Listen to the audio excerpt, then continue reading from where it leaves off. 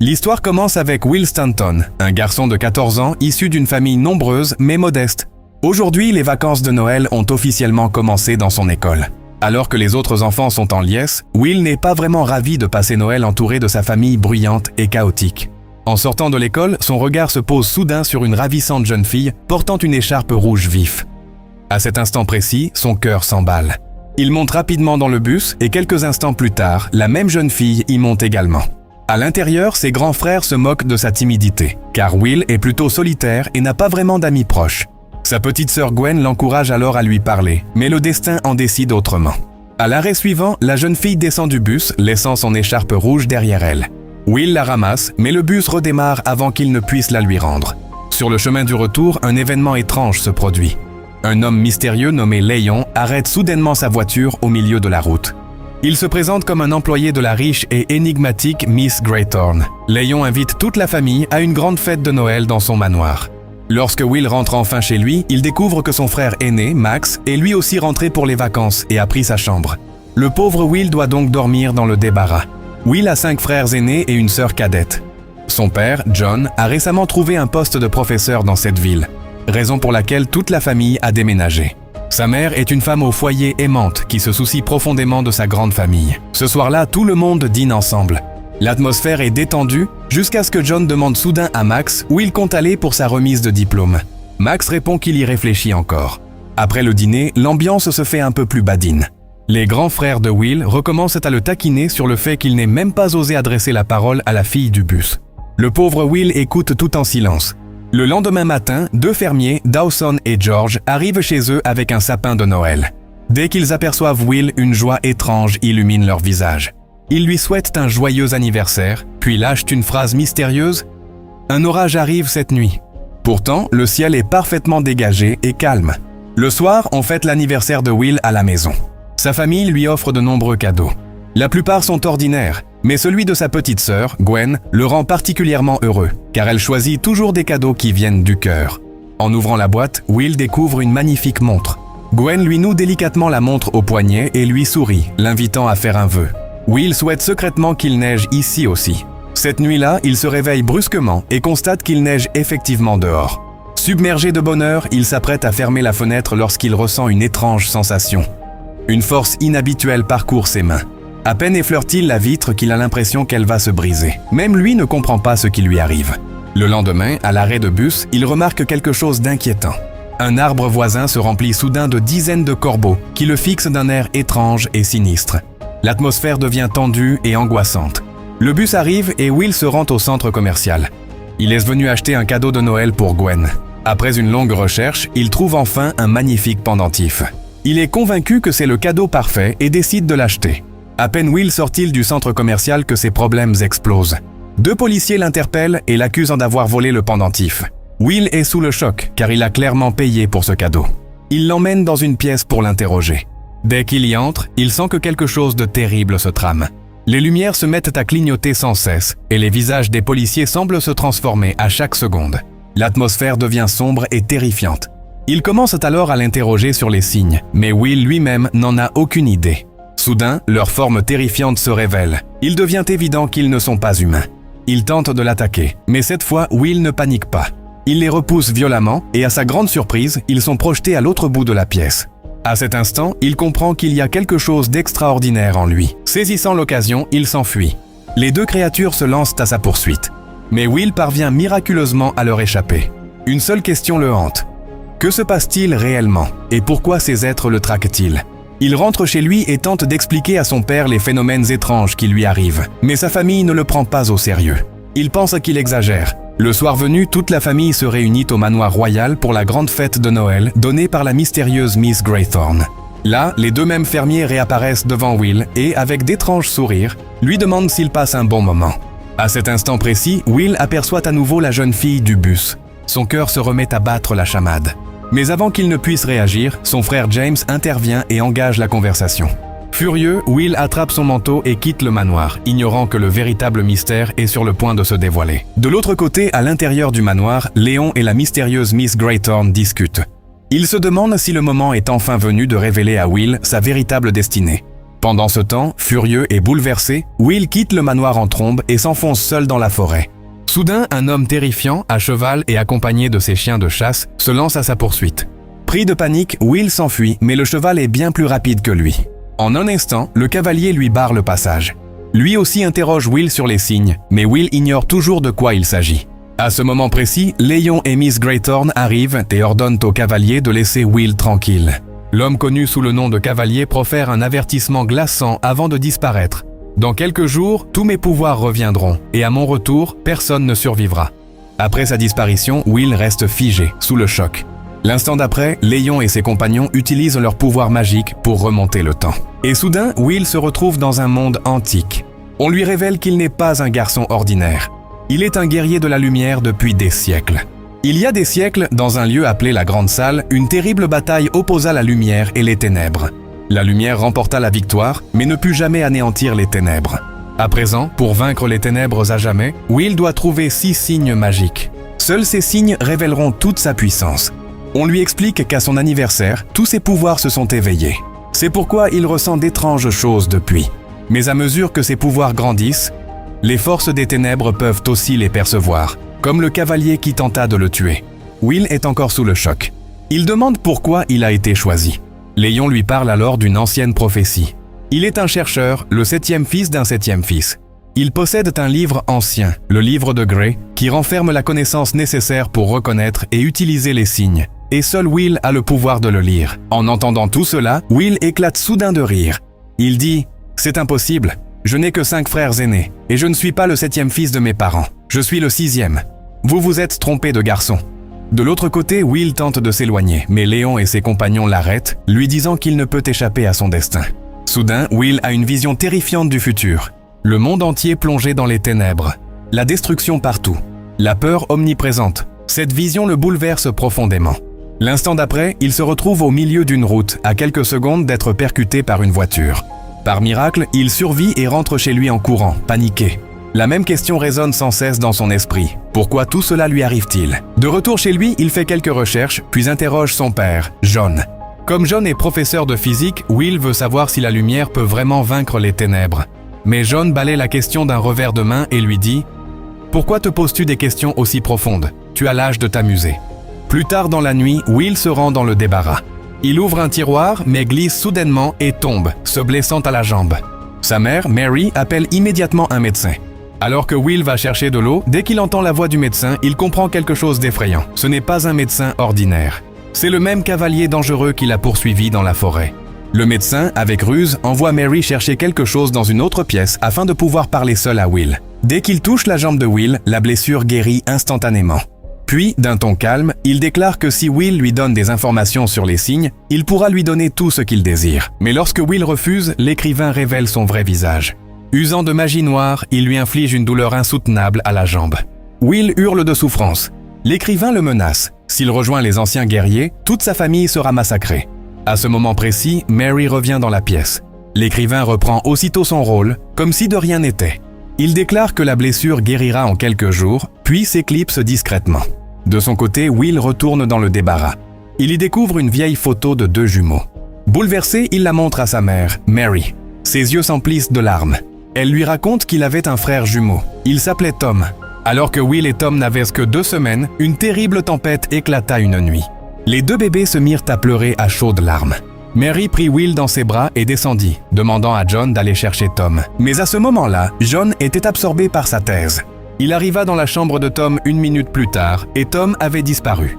Il s'était volatilisé sans laisser de traces. Ils cherchèrent partout, mais Tom resta introuvable. La tragédie bouleversa John. Il cessa d'écrire sa thèse et sombra dans un profond choc. Après avoir appris cette vérité, Will comprit que rien de tout cela n'était un hasard. Un grand danger planait sur le monde. Et maintenant, au lieu de fuir, il décida de se ranger du côté des anciens guerriers. Il lut le livre de Grey et réalisa qu'il possédait des pouvoirs extraordinaires. Il pouvait reconnaître les signes de la lumière. Il pouvait déplacer des objets par la pensée. Il pouvait voyager dans le temps. Une force incroyable coulait dans son corps. Il pouvait même créer du feu à main nue. Bien qu'il dise en plaisantant qu'il aimerait pouvoir voler comme Superman, ce pouvoir n'est pas le sien. Après cela, Léon commence à lui apprendre à maîtriser ses capacités. Bientôt, Will réalise que le premier signe était caché dans le pendentif qu'il avait offert à Gwen. Peu après, il découvre également le second signe. Mais pour s'en emparer, il doit voyager dans le temps avec les autres guerriers. Alors qu'ils atteignent un monde antique, une attaque soudaine les frappe. Une vieille femme libère des serpents venimeux sur eux. Les serpents s'enroulent étroitement autour de leur corps. Mais cette fois, Will ne craint rien. Il utilise ses pouvoirs, se libère de leur emprise et récupère le second signe. Grâce à ce signe, il retourne sain et sauf à l'église avec son équipe. En discutant avec Léon, Will apprend une autre vérité bouleversante. On lui apprend que l'un de ses ancêtres s'appelait Thomas, celui qui a créé ces signes magiques. Thomas était un grand guerrier de la lumière. Léon révèle également que le 6e signe n'a jamais été trouvé car, en réalité, il n'a jamais été caché. Et puisque Will appartient à la même lignée, lui seul peut le découvrir. De l'autre côté, dans le monde des ténèbres, l'écrivain rencontre un homme mystérieux.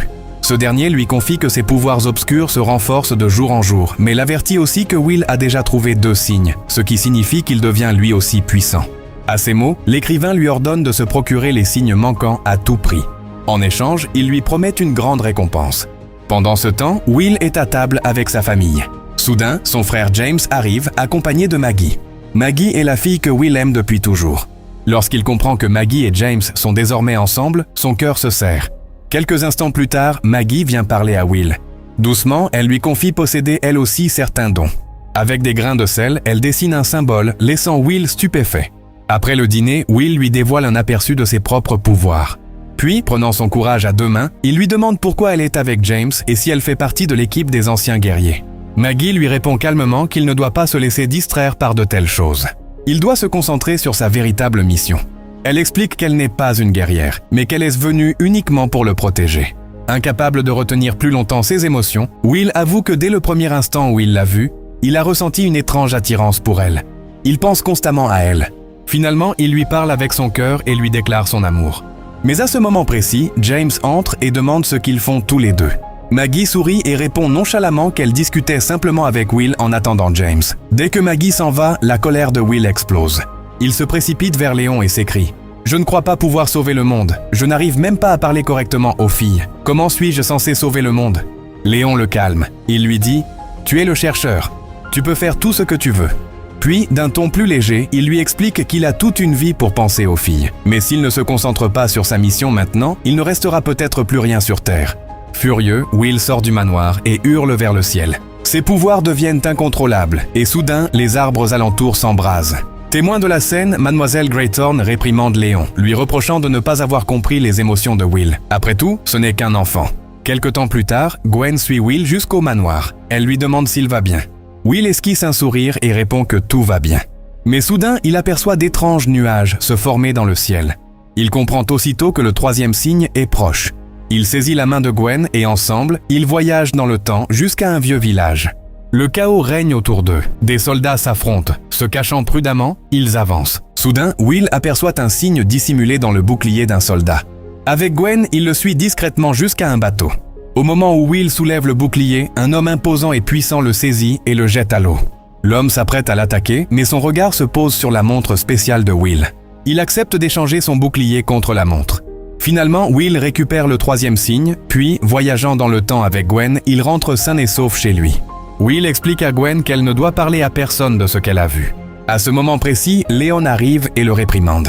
Il lui dit qu'il doit utiliser ses pouvoirs avec précaution, car la véritable guerre est encore à venir. Mais après un moment, Léon réalise qu'il a été trop dur. Il s'excuse auprès de Will et lui promet qu'à partir de maintenant, il sera non seulement son guide, mais aussi son protecteur. En arrivant chez lui, Will trouve son frère aîné, Max, qui l'attend. Max lui annonce qu'il restera à la maison encore quelques semaines. Mais soudain, son comportement devient étrange. Il saisit Will par le col et commence à parler d'une voix déformée. En réalité, Max est sous l'emprise du cavalier. À cet instant précis, Will perçoit le 4e signe. Il attrape Max et voyage dans le temps jusqu'à un autre lieu. Là, Max l'attaque soudainement et le menace. S'il ne révèle pas toutes les informations concernant les signes, il le tuera. Will répond avec sagesse. Il explique à Max qu'il sait qu'il a échoué à ses examens et qu'il a dû quitter l'université à cause de cela. Mais sa famille ne lui en voudra jamais. Will l'encourage à surmonter sa peur afin que l'auteur ne puisse plus le contrôler. Face à l'échec de cette approche, Will est contraint de le frapper, ce qui assomme Max. Après quoi, Will récupère le 4e signe et retourne dans son monde avec Max. Lorsque Max reprend conscience, Will lui dit qu'il est simplement tombé et s'est évanoui. Le lendemain matin, toute la ville est prise au piège par une tempête de neige massive. Les routes sont bloquées, la circulation est paralysée et même l'approvisionnement en eau et en électricité est perturbé. À ce moment-là, Miss Graythorne invite John et toute sa famille à se réfugier au manoir royal. Parallèlement, une vérité bouleversante est révélée. On découvre que Maggie travaillait secrètement avec le cavalier. Elle n'était pas une jeune fille ordinaire, mais une sorcière qui l'aidait en échange du pouvoir de rester éternellement jeune. L'écrivain lui explique que Will a déjà obtenu 4 signes, et que s'ils veulent l'arrêter, ils doivent les voler au plus vite. Pendant ce temps, Léon annonce à Will qu'après avoir récupéré le 5e signe, il doit le rejoindre dans la grande salle. Mais Will est toujours perplexe. Il explique que même s'ils trouvent le 5e signe, ils ignorent encore ce qu'est le 6e. Malgré tout, Léon est convaincu que seul Will peut vaincre le cavalier et sauver le monde du règne des ténèbres. Quelque temps plus tard, Maggie retrouve Will au manoir royal. Elle lui demande de lui remettre les signes.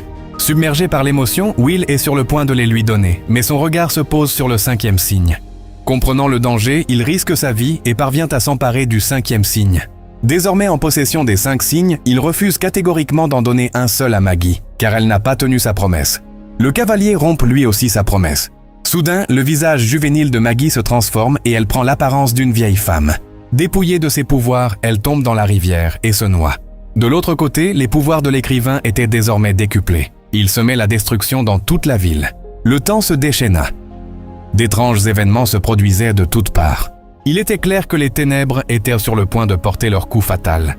Pendant ce temps, Will atteignit la grande salle avec les autres guerriers antiques. La règle y était claire. L'écrivain ne pouvait y entrer sans y être invité. Soudain, ils entendirent la voix de son père, John, à l'extérieur, leur demandant d'ouvrir la porte. Les guerriers arrêtèrent Will, mais la voix de Gwen cria alors qu'un de ses frères était blessé. Puis, la voix désespérée de Mary résonna, implorant de l'aide. Submergé par l'émotion, Will céda et ouvrit la porte. Mais ce n'était qu'un piège. L'écrivain imitait les voix de sa famille pour le tromper. Dès que le cavalier franchit le seuil, son énergie obscure engloutit la lumière de la grande salle. Les guerriers antiques l'attaquèrent, mais il était devenu incroyablement puissant. Un à un, il les vainquit et les plongea dans les ténèbres. Il se retrouve maintenant face à face avec Will. Il lui demande « Dans ton moment le plus difficile, où sont ta famille et tes amis ?» Puis il se moque de lui, disant qu'il n'est encore qu'un enfant et qu'il ne devrait même pas rêver de sauver le monde. Soudain, l'auteur révèle une sphère magique. À l'intérieur, le frère jumeau de Will, Tom, est prisonnier. La vérité éclate. Il y a 14 ans, l'écrivain kidnappa Tom, le prenant pour le chercheur. Il jeta la sphère magique dans les eaux de la grande salle. Will tenta désespérément de retrouver son frère, mais une obscurité épaisse les enveloppa. Finalement, l'écrivain le projeta dans un immense nuage noir et partit répandre les ténèbres sur le monde. Mais à l'intérieur de ce nuage, quelque chose changea. Soudain, la mémoire lui revint. Il comprit que le 6e signe n'avait jamais été caché, car il était lui-même le signe ultime. À cet instant, tous ses pouvoirs s'éveillèrent. Les ténèbres ne pouvaient plus le retenir. Will émergea de la grande salle, brandissant la sphère magique. De toutes ses forces, il emprisonna le cavalier et ses ténèbres dans la sphère et la jeta dans le fleuve. Alors que la sphère s'enfonçait dans l'eau, la lumière inonda la ville. Les ténèbres disparurent, et à cet instant précis, Tom fut libéré et revint. Après 14 longues années, les 2 frères étaient enfin réunis. La mission de Will était accomplie. Il demande au guerrier la permission de rentrer chez lui, et il l'y autorise. Lorsque Will et Tom arrivent enfin, toute la famille éclate en sanglots de joie.